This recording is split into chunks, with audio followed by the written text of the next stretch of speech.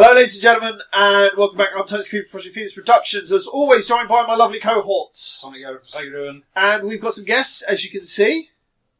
Caught on camera. The caught on camera this time.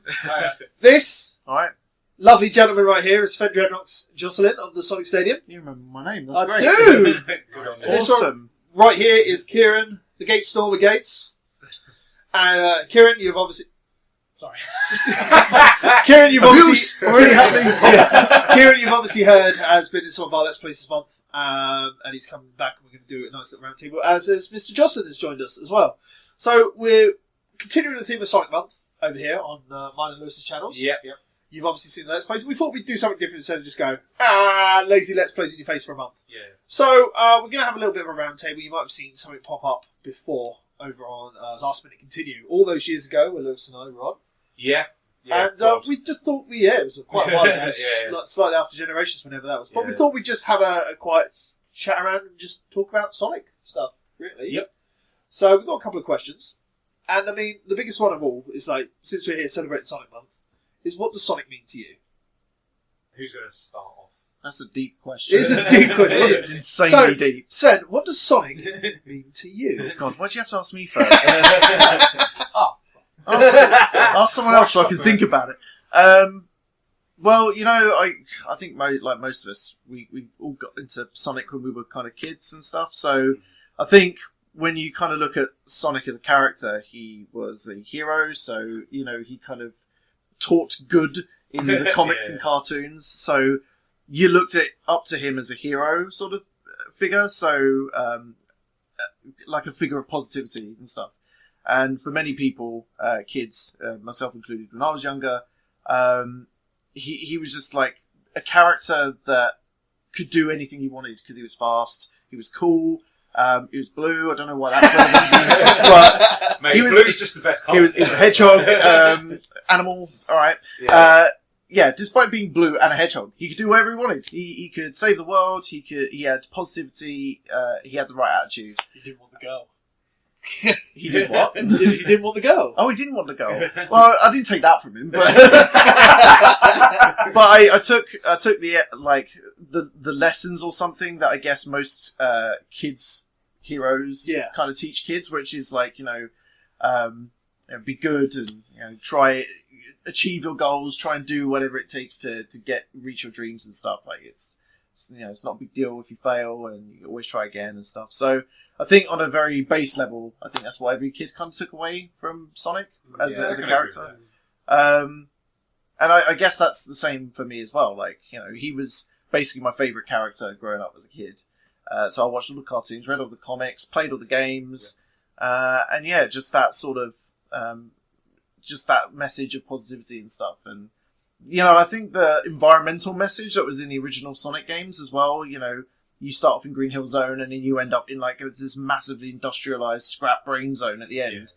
That wasn't lost on me as a kid. So, I kind of came away with a kind of respect for the planet as well, if you want to get arty-farty about it.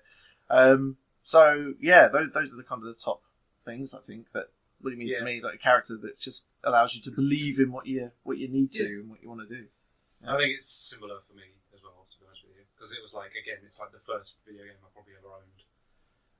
One of two actually, because I think I got my Mega Drive with Mega Games 1 or whatever it was. But Sonic's always left a big impression, and I think it's just it's like a really endearing, iconic character design. I think that's the thing with it. Like, you just kind of want to be involved with that character because it's so synonymous. Like, it's instantly recognisable. It's the Mickey Mouse of video games, and I think the stuff that you're talking about, like characterization and what he stands for, as in goals and things, kind of came to me a little bit later through Sonic the Comic and stuff, which kind of takes that whole environmentalist message and really sort of runs with it. And that sort of built an awful lot of the backstory of Sonic in my mind up, and that whole UK canon that sort of established itself with the comics and stuff. It's a very similar thing for me. Like the early stuff, it's such a 90s thing as well. It's so 90s, and I totally really connect to a lot of that stuff from my youth. Like, even though I was born in the 80s, I grew up in the 90s. So like, yeah, Sonic's kind of like my mate. Same. I also felt a bit weird when the TV show, the cartoons in the 90s were cancelled for Sonic because they replaced it with Power Rangers. Yeah, and I felt conflicted because I was like, as a kid, I was like, I liked both of them. So it was kind of like everyone going, oh no, this is a travesty. I was like, I don't mind. Well, it's just one of those things, isn't it? But yeah, like that's totally it for me. Like, it's very much like a sign of my youth and growing up and finding myself, and like that always being a constant. So yeah, the same. That's fair enough. Kieran? So you come in this from a different angle. Yeah, because you came in a lot later. I did. I mean, I was born '92, so I missed the initial hype of Sonic 1 and even Sonic 2. I was born in October, so I think I was just born before Sonic 2 was released, I think. Yeah. But I got into it pretty early. I remember I started off watching Adventures of Sonic on TV. Yeah. And since then, it's just kind of been something that I think has spiraled out of control more than I ever thought it would. In a good way. Absolutely. It's my life, to be honest. Well, now, yeah. And I love it for that because, you know, as you grow up through your teenage years and you change schools and friends and stuff, you go through a lot of changes in young life, more so than you do in adult life. And I think as you grow up, there's all these different versions of you that you go through as you change. As you go through totally. And stuff. And I like that if I go back through my history and there's all these different versions of me scattered around it, and there's all these different people I knew at these times, and they all knew that version of me. Mm. But the one thing that I think a lot of these, well, all of these people will associate me with is Sonic. Yeah. And I like that it's been that consistency. Yeah. I totally have the same thing. It's one of those things that really kind of, I feel, almost represents kind of me to a lot of people. Yeah. And it's you know, I haven't got now going into like the creative industries and stuff. I grew up drawing as a kid and stuff, and one of the first things that I was so fascinated in drawing was Sonic, because I saw him on TV and I was so captivated by the character and his design and the way he moved and his colours and stuff, and that's what started me drawing. So I think I can even thank it for, you know, the career path I'm taking in. Which is, you know, again, something that's very special, that it's kind of been something that's been there since I was a kid and is now driving forward my professional life as I'm starting up, and even my social life. Yeah, absolutely. Absolutely. It's interesting you talk about it being like a constant, because that's the same for all of us, I think. Yeah, absolutely. Because, like, I mean, there have been certain parts of my life when like my interests have gone somewhere else or whatever, but like it's always circled back round. Yeah, completely. Like, I mean, like late 90s in particular, I got like mad into Star Wars and stuff with the release of the special editions. But then like the prequels came out and killed that interest. Whereas like Sonic has always been like something I've been interested in. Even when like the games aren't particularly great, there's always something else that takes your attention. Like, I mean, like for us now recently, the music has been such an important part of it. Absolutely, like, and that's always brilliant, and that's been like a big pull for me. You speak about the Sonic music, and it's like one of those things. I mean, like you too, I grew up with the games. Like my first game was Sonic 1 on the Mega Drive. I didn't have one of those old fancy Master System things. Well, the Master System version comes out after. It came out later. Did it? Yeah. But the console's older, obviously. Well, yeah, but still. But yeah, no, I obviously got it for a birthday present. Yeah. As, you know, I think mine was Christmas. But well, same day for me, isn't it? Like, well, yeah. Peter's Jesus. I'm Sonic Jesus. If anyone who doesn't know, my birthday is June 23rd. I am born on the holy day, as it were. But yeah, so I had a couple of memories, and we'll go into that in the next question. But a lot of the thing is, especially when we got to the Sonic CD, that game means a lot to me because the music got me through a really tough period in school, because I understood what the lyrics were trying to achieve in the EU version. You dirty Americans. Dirty Americans. Yeah, what did the Americans learn from that? How to boom. Well, obviously, as they brought out Sonic Boom. Exactly. But no, I mean, as Lewis says, it does cycle back round, because, I mean, being down here, everybody else I knew had the Nintendo. and I had the Sega, which is probably a big thing for you two as well. And maybe you. My social circle was a little bit more Mega Drive-y, but yeah. More Sega for me, but all my friends had Nintendos. Yeah. So there was this big thing. I was the Sega boy. Never really got a Saturn, thankfully. And I didn't get a Dreamcast until later on. And that's when it cycled back round to Sonic again. Because then it was that. And just about the time I got into Adventure 2, when they came back out on the GameCube, I think was about the time everybody started getting the internet. Right. Yeah, it would be. Yeah, so, and then it was like getting into the sort of community stuff. I never really joined the forums, but the first thing I stumbled across back then was the Summer of Sonic webpage celebration thing. Yeah.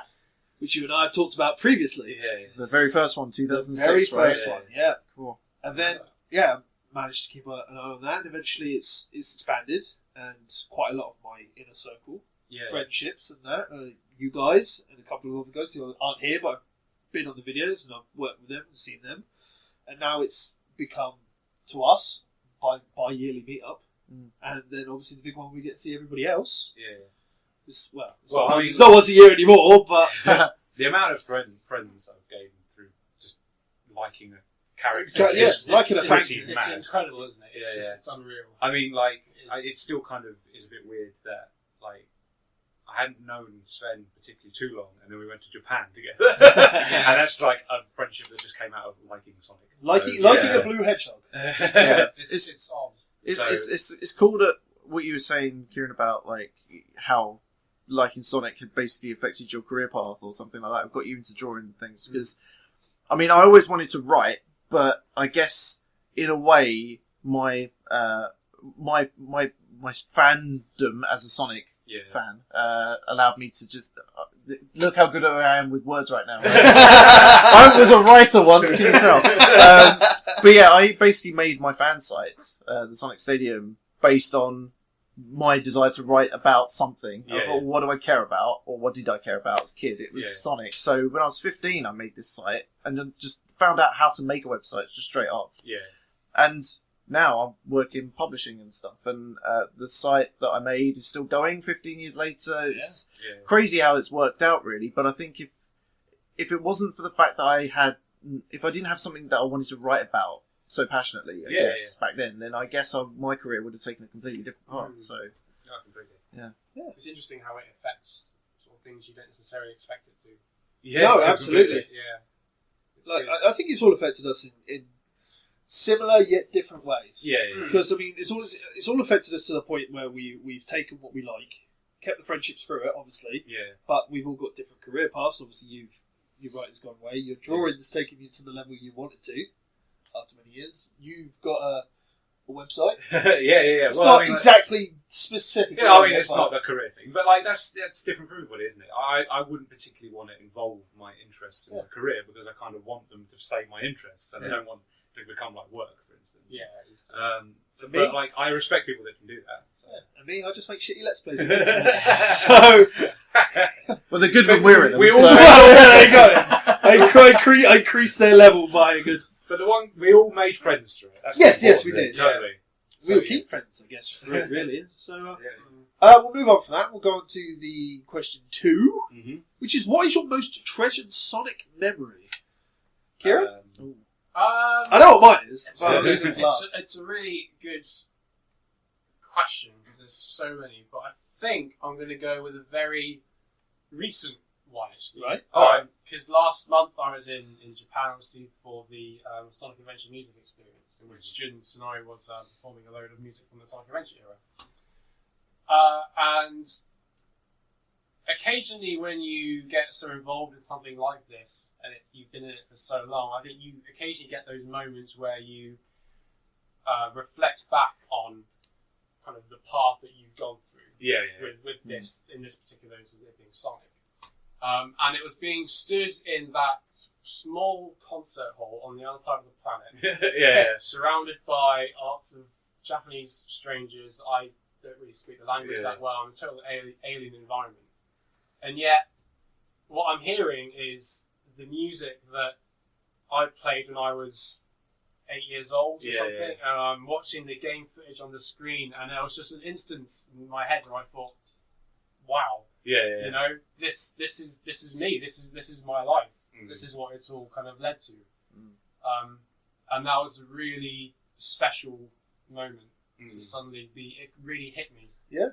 I'm like, it's just so wonderful that you can travel all around the planet, and yet you can still find these moments that feel like home. Yeah. Absolutely. No, that's really cool. Yeah. I like that. I like that saying. Yeah. Mine comes from my parents more than anything else. So when I first got I think it was Sonic 2 actually. Yeah, it would have been. That was like the height of my being into Sonic the Hedgehog. I had the first game, played that one to death, and the second, having more of it now was like amazing. But my parents always tell me the first time I ever unlocked Super Sonic, I went ballistic.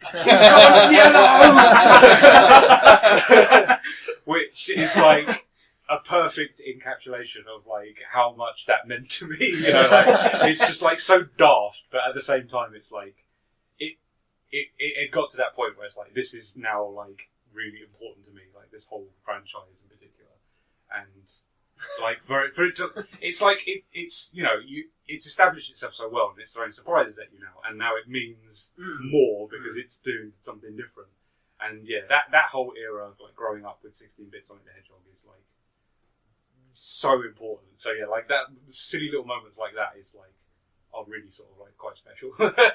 So yeah. Most treasures. The more modern ones have obviously been when I started helping out ASOS. I think Brighton, the one that we did in Brighton, was a very big one for me because I felt very attached to that one compared to the previous one, and not so much the last one. The last one was still good, but the Brighton one I keep fondly in my memories the most, just mostly because I was there. I met Tim and down for Transformed. And it was just a good day. But I think my most treasured memory is when I was a young nipper. I was in the Cub Scouts. I think I've told you this before. But I was playing Sonic 1, and I had literally just come out and got it for my birthday, and I had a Butlers trip. Back when I was a wee kid. Butlers with the Cub Scouts. Butlers. And so I had to get up super early, and I thought, I get down there, I'll play Sonic 1. Terrible, dying Green Hill Zone, spike, death. And you suck. Yeah. Wow, I was 6. So, and it's one of those things. And then who did we see at Butlins? But Sonic the Hedgehog. So being a kid, and I've just played the game, and I'm thinking, oh my god, he's real, he's here. So, because we're mostly allowed to set off on our own between. Because we got adults keeping an eye on us, we couldn't go out so far. So I was just hanging around the Sonic area where he was all day. And I'm this shy little kid. I eventually get up the confidence to go over to him and I say, "Hi, Sonic. I really, really like your game. Do you know when there's any more coming out? You're really good and fast." And he was just there. You'd know this, but he's obviously can't talk because he's Sonic. And he's just there and he's giving all the thumbs up. You get the hug. I think that's one of the ones. Is when you're innocent enough. It means more. It doesn't. Yeah, it totally means absolutely. more when you're young. You're establishing a like of something, and to have moments like that again, because they're daft, but they do affect you in such a positive way. So yeah, I can totally get behind those things. Yeah, no, it's brilliant. I guess I got sort of two. I guess there's one when I was a little kid, where it was around about 1994 when Sonic and Knuckles was kind of being promoted, and I went to one of those Game Expo shows that were big in London. I think it was the Games Master Live or something or whatever. And there was a quite big one in London. It was the equivalent of, I guess, E3 or something, but in London, which was awesome. They don't do that anymore. No. And Sega was going big on the promotion of Sonic and Knuckles to the point where they would introduce what they called the Sega Bus. And it was this big double-decker bus. Yeah, if you remember it. That was in. It was advertised as something the comic, wasn't it? Yeah. Yeah. They toured it around the country. They toured it around the country, and they had 2 of these big Sega buses parked in the Earl's Court somewhere, I think it was. And it was the first time you could play, I think, in the UK, Sonic and Knuckles, and they had it on the top floor of this double-decker bus. And they had little contests where you play from start, and I think everyone in the floor had about 10 minutes with the game, and you had to collect the most rings or something like that. And you'd win a copy of the game in a Mega Drive or something. Didn't win, but I enjoyed the experience, and it was just going on that bus was like, even as an adult, it probably just meant nothing, but as a kid, it was like stepping into this world of Sega, and it was so bizarre because they retrofitted the entire bus. So the bottom floor, there were no seats in it, but there were loads of like little Game Gear pods. So they had Triple Trouble in the Game Gear pods downstairs, like a little Rise-style Game Gear thing. And it was all Sonic and Knuckles up there, and I went away with this black and white Sonic and Knuckles poster, which was essentially just the logo and the release date underneath it. And it was my most treasured thing, but it's since lost it because it's since been destroyed. Since it hung it up on my bed. We had a bunk bed put up there. All blue tack up there. Within 6 months, completely torn to bits. Like, as an adult now, I think back to that and I weep. Because I'm like, I should have kept that poster pristine. That was a badass poster. But in more recent memory, I guess I'm going to cheat a little bit and jump straight to the meeting my heroes. Obviously, as like the creator and stuff of Summer of Sonic, I started the show just as a means for people like us, fans, to get together. Was no intention of, I'm going to make the show and then I'm going to, invite all the Sonic teams. Like, no desires to do that at all. It was just, let's see where this goes. And over the years, obviously, you guys know, but for the purposes of the podcast, like, Sega got really involved in, like, getting more involved with the show and supporting it with loads of developers. And to the point where 5 years ago, for the 20th anniversary, we were able to invite Yuji Naka and Takashi Iizuka. I'd met Takashi Iizuka as a journalist before then, but Yuji Naka, never met before, and obviously growing up, he was essentially my Walt Disney, he was my hero, and being able to have like a 5-minute kind of conversation with him after Summer of Sonic, and basically just looking after him and doing a Q&A on stage with him and stuff, I was essentially like... I think I remember you being rather starstruck. I was pretty starstruck, and I was like, he's at my show, and like, what is life? Like, what is even going on? And I just remember we had a 5-minute conversation. It was really cool, and he was just saying stuff like, I know I'm not involved with Sonic anymore these days, but he's still close to my heart, and I'm really happy that fans come out and do stuff like this. So thank you very much. And I was like, oh my god, this is so cool. And I got the science and stuff. So it's really all been really surreal, like the whole Sonic stuff. Like, I mean, like that one in particular. Like Svend gave us an interview slot. Me and Phil from Emerald Coast. To speak to Takashi and Yuji, and that was like, how did this happen? It is bonkers. Like, it's awesome that happened, and I obviously am hugely thankful for like the opportunity and stuff. But like, it's a permanent thing now. It's still on SegaDriven. You can still read it and things, and it's like, weird that it even happened. Who'd have thought, like 20 years ago, like as kids, we'd just be like, one day you're going to meet your heroes. That's not going to happen. Now it's like, holy crap, this is happening right now. So, it was a big deal, obviously. Like, meet your heroes. That's never going to be that's always going to be an unforgettable memory. So, I guess that. So it's good. Do you know the best memory I had from Brighton? I didn't want to bring it up. Are we going to have to explain? We're going to have to, So, obviously, for anyone that knew about Summer of Sonic that was in Brighton, because obviously it was in Brighton because the Olympics was that year. So it basically skyrocketed all the rent prices for London venues. But so that was one of the main reasons it was down in Brighton. But on the Friday, we got halfway through setting up, and there was a fire in the basement. Electrical fire. Fire in the basement. Well, it wasn't anything dangerous, but we were in the middle of setting up. What we do at Summer of Sonic is normally on a Friday before the day itself, we spend all day setting up, because it just means we've got all our eggs in one basket, and then we've got everything sorted for the day. Because Summer of Sonic is an entire day's worth of stuff. We can't get there, set up, exactly. do the day and take down. It's impossible. The electrical fire kind of knackered us, and we had to quickly change the venue on a dime, and it was all sorts of panic going on, and it was really mental. Anyway, we're at the venue, and so on the Saturday, at the end of the day, everybody's out, and there's just this big thing of we need to get torn down and move on because we've only got so long until we're in there, and we want to all go to the after party and just chill out with everybody that's there for the day. And so I'm there carrying these glass cabinets. Svend comes down to me while I'm in the middle, just getting to the lift, and goes, "If you want to do your sign-ins with Jun and Zuka and all that, it's just like, well, come over." And I was like, "I've got this glass cabinet in my hand." I was like, "Put it down." Just put it down. So I get down to the bottom of the lift, and then I run all the way back up the stairs, and everybody's doing the meet and greet, and I walk in there, dripping with sweat because this bloody heavy glass cabinet. Middle of summer.